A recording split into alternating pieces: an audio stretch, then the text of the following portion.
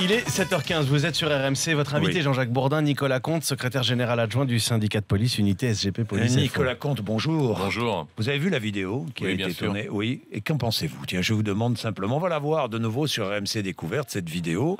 Manifestation, hier, on le sait, lycéens, étudiants, et près d'un lycée du 19e, le lycée Bergson, un lycéen est interpellé par des policiers. Et puis tout à coup, l'un des policiers lui donne un coup de poing. J'en pense que fort logiquement, il y a une double enquête qui est menée, à la fois une enquête administrative et d'autre part une enquête judiciaire, et que le collègue qu'on peut voir sur ces images va devoir s'expliquer devant la justice et devant les instances disciplinaires. Voilà, et c'est un peu, Oui. et c'est logique. Hein. Oui, c'est logique qu'il s'explique. Oui, c'est logique. Nicolas Comte.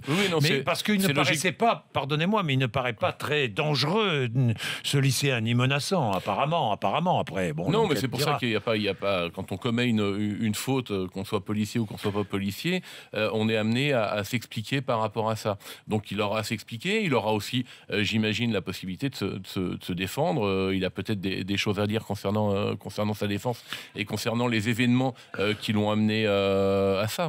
Est-ce qu'il y a aujourd'hui une fatigue, une exaspération dans les rangs de la police? Oui, il y a une très grande fatigue dans les rangs de la police. Et puis d'autre part, alors ça n'a pas forcément à voir directement avec ces images-là, mais on a pu voir aussi tourner beaucoup hier sur les réseaux sociaux d'autres images de beaucoup de policiers pris à partie. Des casseurs, à l'intérieur des manifestations, ce que l'on appelle les no-borders. Oui, des individus, des extrémistes de tout type qui s'en sont beaucoup pris aux collègues. On a eu beaucoup de collègues agressés. Il y a des images également très impressionnantes de policiers pris à partie à Paris hier et bombardés absolument, je crois qu'on est en train de les voir, bombardés de projectiles. Alors, les deux choses ne sont pas à mettre en lien, mais il faut bien comprendre qu'avec tout ce qui se passe en termes de manifestations et en termes de menaces terroristes, aujourd'hui, mes collègues sont effectivement très fatigués, à bout de nerfs. Alors, je n'excuse pas, mais il faut aussi prendre tout le contexte et il y a des choses qui peuvent expliquer.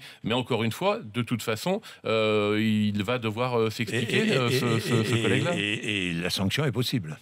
Ah, la sanction est possible et en plus, vous savez, quand on est policier, on risque une double sanction. C'est-à-dire qu'on doit rendre des comptes sur un plan judiciaire et il y aura également des comptes à rendre sur l'instance disciplinaire avec des sanctions qui peuvent aller jusqu'à la révocation en passant par un bon nombre de suspensions de plusieurs semaines ou de plusieurs mois. Vous êtes avec nous. Merci Nicolas Comte. Je voudrais vous poser une question sur nouvelle annonce faite par le ministre de l'Intérieur qui a trouvé 1600 policiers de plus, gendarmes de plus après les attentats de Bruxelles. Mais d'où viennent-ils ces policiers et gendarmes? Enfin, je crois pas qu'on ait des policiers ou des gendarmes en plus. Hein.